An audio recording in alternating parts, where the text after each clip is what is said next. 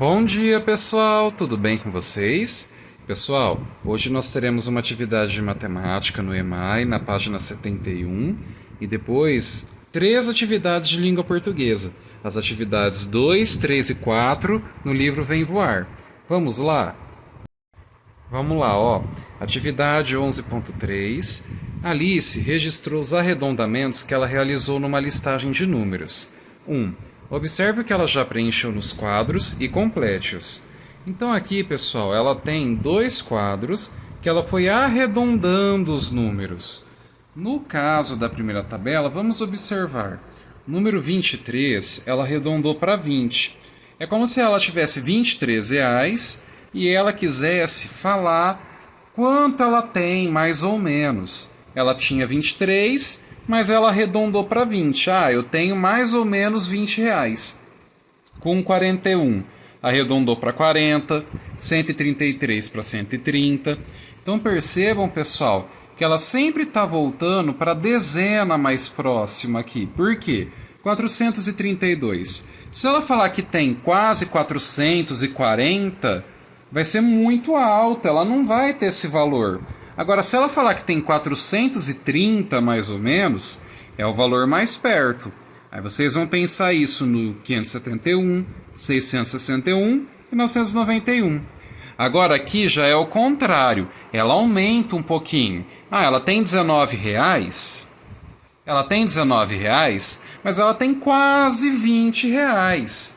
Ela tem 48, mas tem quase R$50. Ela tem 156, mas tem quase 160. Ela vai para a dezena mais próxima, aquilo que ela tem quase, que está quase chegando. 427, quase é 430, ó. 20, o próximo seria 30. Vocês vão pensando isso no 579, 669, 987.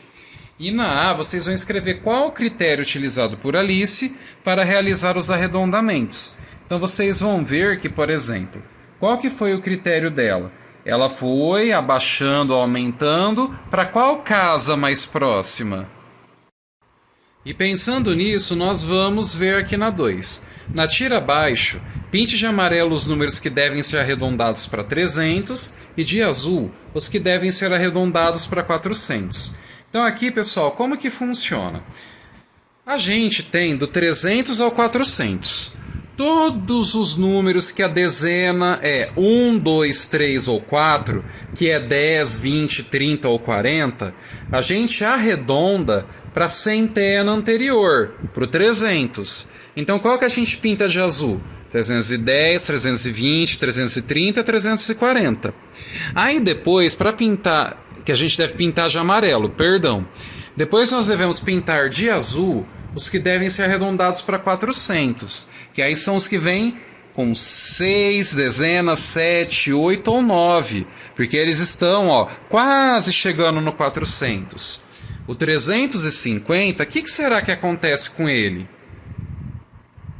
Se você pensou que ele está na metade, é uma ótima dedução.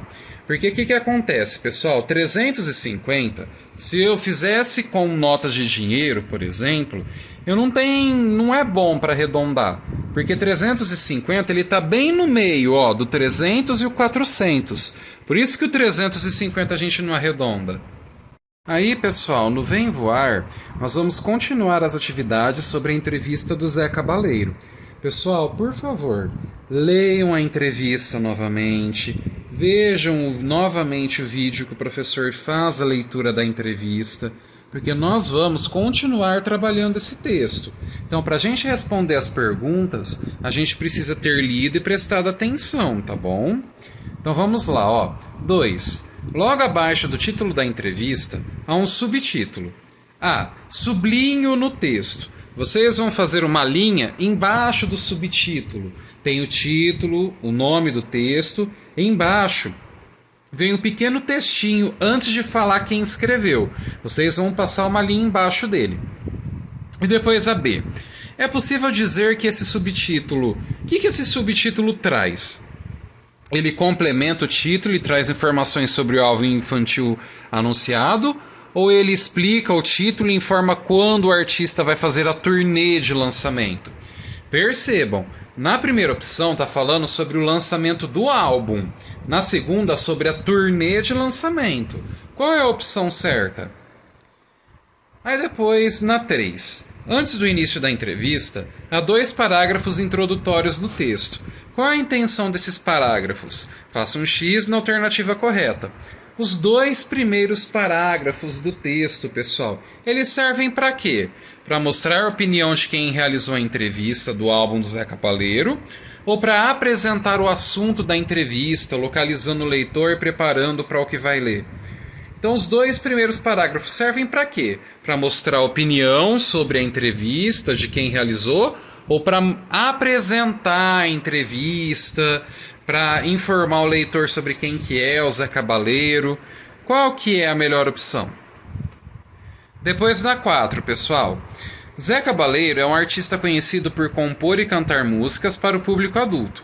Com base na entrevista, responda as questões sobre a relação dele com o público infantil.